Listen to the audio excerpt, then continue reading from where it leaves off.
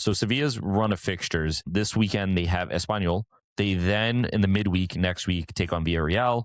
They then follow up with Real Madrid, and then they play Celta Vigo. Espanyol, I think, could be a toss-up game. Espanyol is a strong team, but again, if Sevilla's playing the way they did, they just beat Sociedad, who beat Atleti in the Copa del Rey. Villarreal is an interesting one. So Villarreal is essentially, if I'm not mistaken, Villarreal are essentially guaranteed Champions League.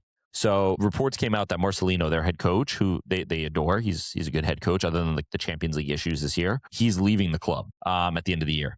I wonder if they're still showing up fully.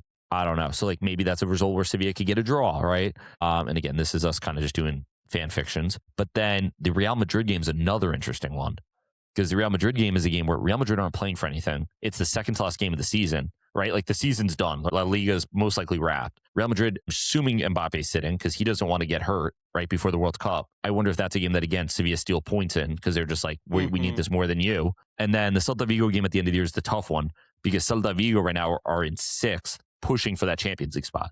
Sorry, they're in 5th. Atleti's in 4th. Celta Vigo's in 5th. Villarreal's in 3rd. So Celta Vigo are really pushing for Champions League. So it's a very, very interesting end of season run here. I think they could pick up some points, but like I wouldn't be surprised if they beat Madrid and like lose to Vigo, if that makes sense. Where most people would say like it would flip it. But this is the fun part of the season, when you start really seeing like the full picture.